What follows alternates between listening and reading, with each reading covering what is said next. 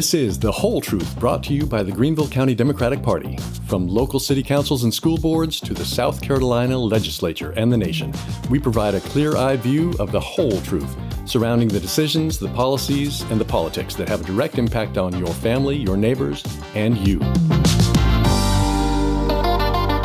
Welcome to another episode of The Whole Truth. I'm your host, Charles Morris, third vice chair of the Greenville County Democratic Party. And we have a wonderful guest with us today, Miss Lisa Ellis, who is running for State Superintendent of Education. Lisa was the Democratic nominee in 2022, and she's running again. So we appreciate you being here. Thank you, Lisa. Thank you so much. It's a pleasure. So you're still on the front lines with students every day. You're a student activities director at Blythewood High School. You're an adjunct professor at the College of Charleston. Why are you choosing to run for State Superintendent of Education again? That's a great question. And some days I ask myself that very question. Why did I do it to myself again? Right. I think a couple reasons. First and foremost, the students that I see every day. Since 2022, I've seen sort of the continued poor policy that has affected our teachers and by proxy our students, but really our students directly as well. And, you know, when you face who you're affecting every day, it is hard to, you know, look them in the eye and think, oh, we're doing the right thing for our students. And, you know, when we think about just a couple things, you know, the banning of books and different perspectives in history. And we, you know, think about the funding issues that have come up since 2022. I just found that I still had fight left to give and really an opportunity to, you know, to run again presented itself.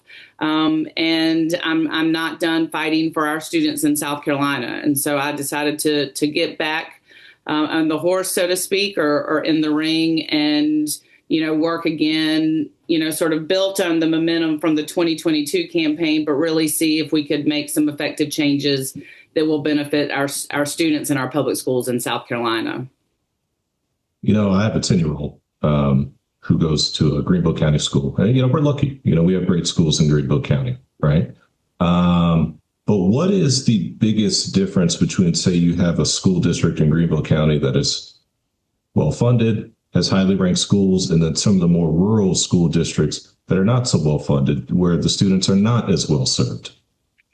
So, I mean, obviously, you nailed it on the head with the funding piece, right? You know, counties like Greenville, Charleston, Horry, you know, you could argue Richland 1 and Richland 2, Lexington's, have that local funding piece, you know, with the way that we tax our system and educate or pay for education in South Carolina now with the Act 388, which took, you know, educating off of property owners and all of that. So when you've got sort of the bigger businesses and also really strong small businesses, you know, they're the ones that provide that local funding to help elevate those particular areas. But I'll say this, Charles, you know, as I have traveled the state, you know, since 2018 with SC for Ed and talked to teachers all over, what we found was that teachers, regardless of where they were still dealing with the same issues. You know, the underfunding, we could argue even, you know, it impacts Greenville County or Charleston or Horry because the state has not done their due diligence in funding. But more so than that, the piece that, you know, has continued to exacerbate the teacher shortage is working conditions. And often the working conditions are dependent on our school administration, our district level administration, and then, of course, the state. So I would argue that places like, you know, students who attend Greenville County schools have more access to opportunities. They tend to have teachers that are more veteran in terms of how, you know, they don't have the teacher turnover. Of course, you know, there are schools that continue to deal with that because Greenville is a place that people want to live. And it's got a strong, you know, sort of social scene, economy, all of that. You don't have that turnover in terms of education. You probably have less international teachers, which, international teachers can be great, but there are some barriers there, and they're, only here temporary. So there's a lot of things that rural areas are dealing with connected to the classroom in terms of teacher turnover, in terms of lack of access to opportunities for those students. When I taught in Fairfield County schools, we took a field trip to Columbia in middle school, because that's where I was, and there were students that had never driven the 30 minutes to Columbia. And so when you think about how that access to opportunity impacts just experiences that then, come back into the classroom, you can see where we've got to really look at how to equitably fund across the state. I did not say equal, I said equitably, to make it so, no matter what your zip code is, you as a student have the same access to those opportunities. So, it's funny you mentioned the turnover. I have a younger brother. He's 12 years older than my son, right? My son just had one of the same teachers that he did, at the same elementary school, in the same classroom. So, you're right. There's not been a lot of movement in his school. Let's go back to something you mentioned, working conditions. What are some of the working conditions, negative conditions teachers are facing? And then what would you do to address those? Oh, gosh, where do you start? This is my 25th year teaching, and I talk about as I travel and campaign and meet people, I meet teachers who have since retired, but they're like, I taught 35 years. I met a woman in Sumter last week that she taught 40 years. And I tell them, I say, I'm so envious. I'm limping towards 28, which is when I can retire. And I think about how those teachers made it that long. And I think the answer is, like, when I think about when I started teaching 25 years ago, the expectations on me as a teacher were realistic expectations. I was there to teach the content. I'm a high school teacher by trade, so we focus on, all of the whole child, but basically I taught English. And, if I had behavior issues in class, I called the parents, and the parents handled it. We weren't expected, like when we had our planning time, It wasn't taken up by meetings or other, academic or other sort of administrative things. That has eroded in my tenure as teacher. And so, if you're a teacher who could just come in, focus on what was best for your kids, teach the content, build those relationships, and be sort of left alone to do what you knew was best, then teaching was a great profession. I loved it. But now, with all of the extra administrative pieces, we call it checking boxes, right? That takes away time. I remember a principal saying to me, we need to do this. It'll just take 10 minutes of your time. And I said, I hear you, but you've given me 6 different things that will just take 10 minutes. So now you've eaten up an hour of my 90-minute planning, and none of it, and it got to the point where none of it you could justify was in the best interest of teaching your students. And so when I think about, immediate steps, Charles, I keep putting it out to the universe that I'm going to win. So when I get to the, Department of Education, it's very quickly rolling back Department of Education policies that have negatively impacted the time that a teacher has in their day. So I think about things like the SLO, which is our current, if you're on a continuing contract, the evaluative tool, which is ineffective at best and just a complete waste of time at worst. It doesn't, it doesn't help me as a teacher. It's, again, one of those boxes to check. But it takes... Expound on that real quick. What is that? So the SLO, it's student learning objectives or observations. We love an acronym in education. And so when I first started teaching, when you were on a continuing contract, which meant, you had passed through like your training contracts and you were deemed, an effective teacher, you moved to what we called a GBE, a goals-based evaluation. And so I, as the teacher, along with my administrator, would create sort of a plan of what I wanted to study or what I wanted to improve on in my classroom, in my profession, and would set goals throughout the year to work towards that goal. It could be tied to, learning a new, I'm trying to think in terms of general, but like for English, it could be in terms of, taking the assessments that I was already given and reworking them to better suit the needs of my students. It could be looking at the discipline issues of the students I taught and working on a program in my class to help them be successful. So it really was focused on the teacher and the students that she taught that year. And so it was really effective, right? Because you focused on something that was important to you. So you had that buy-in, but also would help your classroom.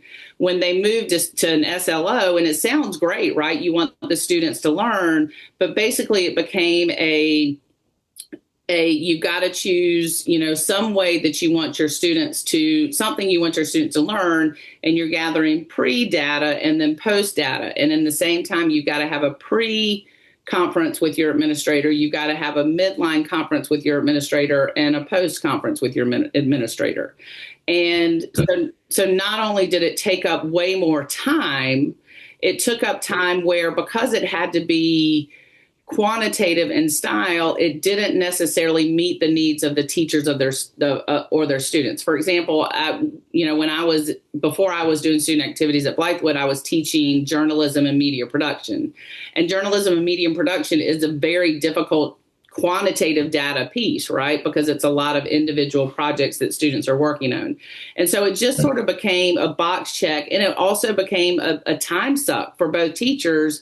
But now as a school administrator, you've got to do that with every single teacher in your school. You've got to have 3 conferences throughout the year. So if you're an administrator at Blythewood High School and you've got 150 teachers, that's 450 conferences on top of what you're already having to do. And so it quickly became something that was ineffective because nobody had the time to commit to it. And so, it was just, again, that box to check.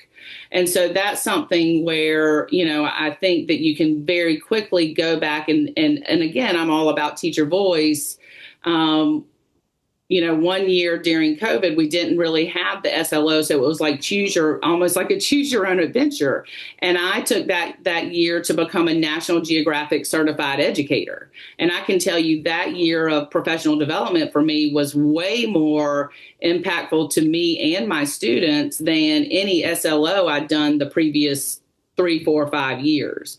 And so those are things like that. But, since 2022, I go back to the book banning, preventing children from having access to books in a library or a class library books that connect to them is harmful, and teachers and it impacts teachers because they are caught in the crossfires, right? They know what their students are interested in reading. And if they can't provide it, that becomes a moral issue for them because, again, they're not providing what is best for their students.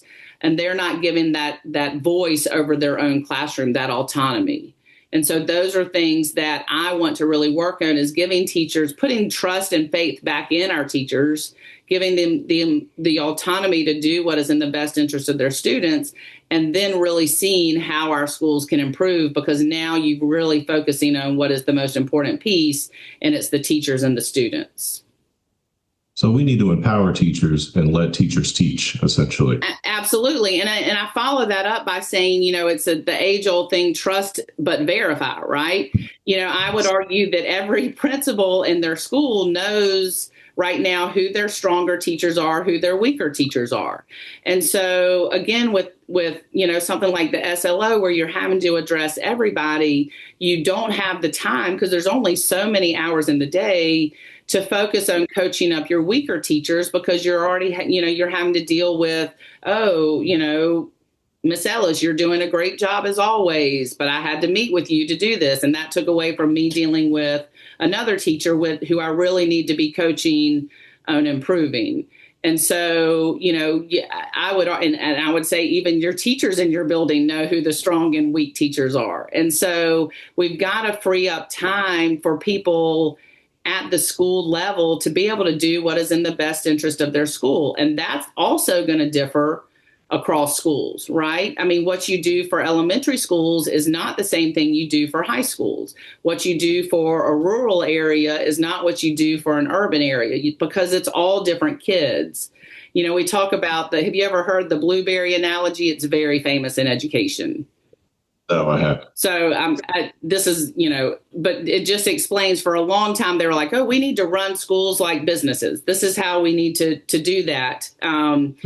And we would always argue that you can't, a business, like, let's say that there's, a business that makes blueberry pies. And so they're bringing all of these blueberries in, and to get the best pie, they're only going to choose the best blueberries. And so that's how you get the best pie. Well, public schools, we bring everybody in and we teach everybody. And so those blueberries in Columbia are going to be different than those blueberries in Oconee, right? Because they're different areas of the state, different experiences. And so you can't treat them the same way. They're going to have different needs, much like within my own classroom, I'm going to have different blueberries, right? And so you've got to address all of those things that are in your classroom to really reach all of your students. And that's what teachers want to have the time and energy to do. We can't run our classrooms like a business, because we're dealing with humans, and all humans are different.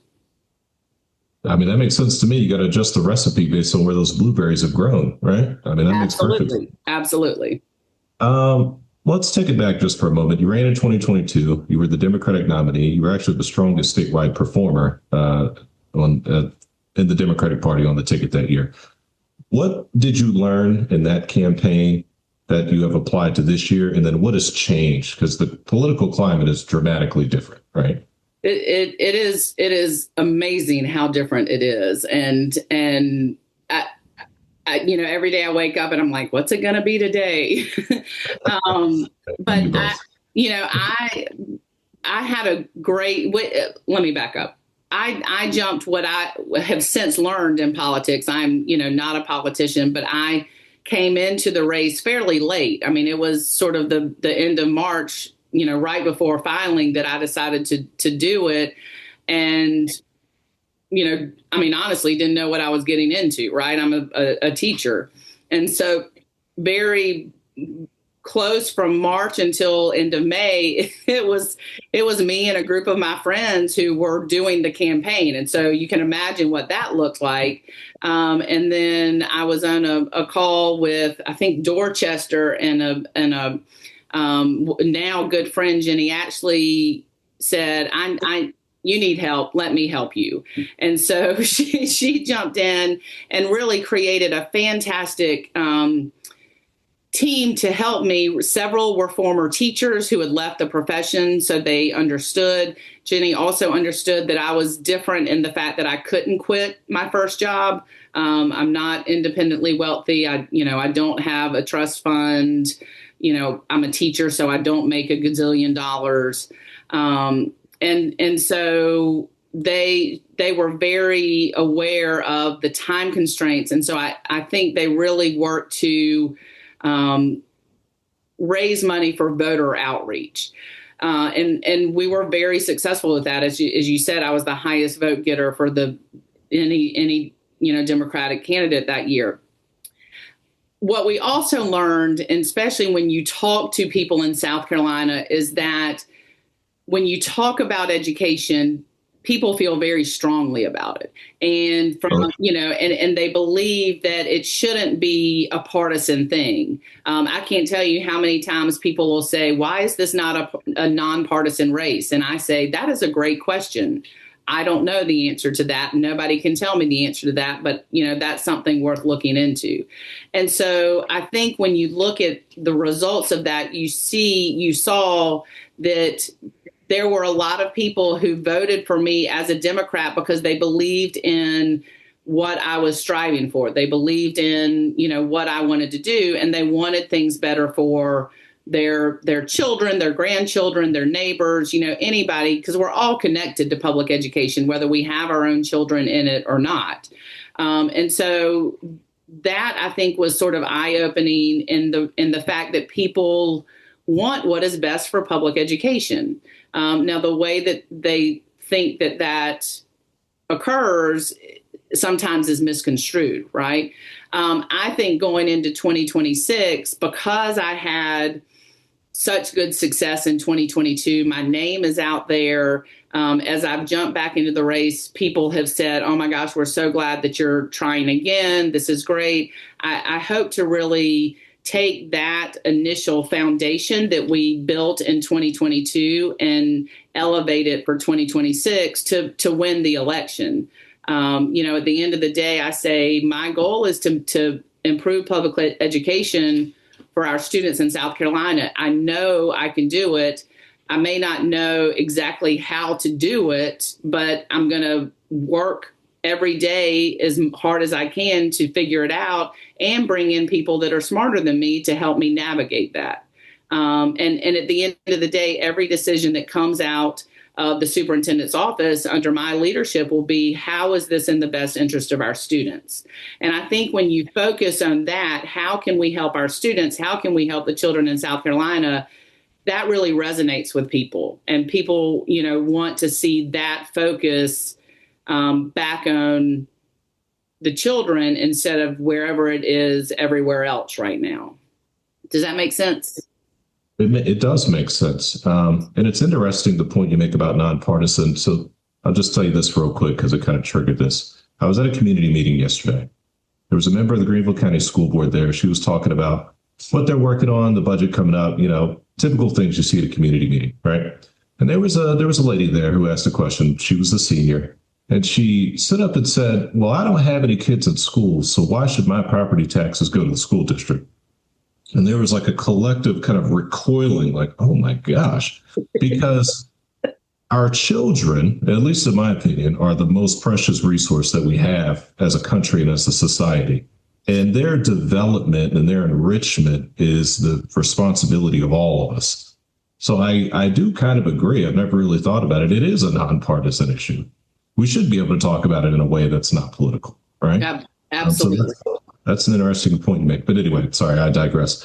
You have, in the past, you've talked about school vouchers, right? How do you convince a parent who feels like the current system is failing, which could be really depend on where they live in the state, right? Mm-hmm. And how do you convince them that the answer to that is to strengthen our public schools rather than to expand choice and expand vouchers? It's a great question, and one that I usually, when I think about it, I think about the fact that since 2008, we passed Act 388 in 2006, which actually took education, funding education off of property homeowners for the most part, and put it into the sales tax, which we know is dependent on the economy and very volatile. And then 2008, right, the housing market blew up and the recession hit. And for 2006 to 2008, education in South Carolina was fully funded. And it was exciting because all of a sudden, you had that focus again on public education. Well, then when you lost that funding, schools have not been fully funded according to, the Education Finance Act, which is now somehow transpired into state aid to classrooms since 2008. And so what I tell people is, when you think about what public schools are doing and have done since 2008, being underfunded, being, not fully resourced, you can't say that we're failing, because we're not. We're doing everything we can, but you've either handcuffed us or tied a hand behind our back or, made it that much more difficult. Imagine what public schools could do if you fully funded us. And it would be unbelievable, right? When you had enough funding to where you could make teacher salaries competitive. And so you didn't have the teacher shortage. So you had those teachers remaining in the classroom. When you had funding that would go into the classroom to offer not just textbooks, right, but field trips. That you didn't have to worry about, little Johnny can't afford to go, so he misses out on that opportunity, because the school could fund all of that. Imagine how quickly our children would rise to their potential And every day that you take money away from that, you're to me, I see the kid that you're hurting. I talk about the fact that I'm in the classroom every day. I look at these students in the face and I see their potential. And I, as well as every teacher I know, works their tail off to help them realize that, regardless of whether they're 6 years old or 16 years old. And if I was given all of the opportunities and all of the funding to be able to do what I want to do with them, South Carolina would be an amazing place to live, because all of those students would be in an opportunity to improve not only their own lives, but improve the lives around them. So that senior that lives in Greenville and can't understand why she has to pay school taxes, well, when she goes to this, to out into the store or into the park and she's driving under a bridge that was engineered by one of our South Carolina students, or a park that was developed, or, we've got new handicap accessible, sidewalks because of a child who graduated from public school. That's the impact that fully funding public education in South Carolina has. It enriches all of our lives because we keep that talent here and we make it the best talent possible. And so to me, anytime you take money away from that in terms of vouchers, tax credits, anything like that, you're hurting the state as a whole. Now, I'll add a little caveat. I believe in choice. I think that there are students in South Carolina that need alternative learning environments. So I'm not against anybody who says, well, my child needs something different, because again, we're not all the same grade A blueberry. But I have a problem with when you're taking money away from one child to give it to another child. There's got to be some, again, we go back to equity, right? There's got to be some way to help every child.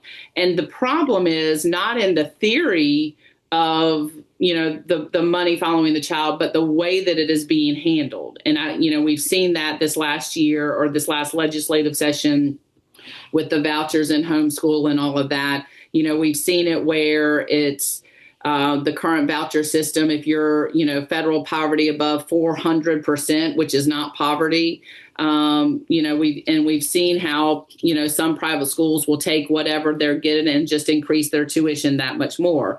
So, we need to have choice, because we need to be able to educate every single student that comes into South Carolina schools. But how that choice is funded is we've really got to make sure that we're doing right by all of our students in South Carolina.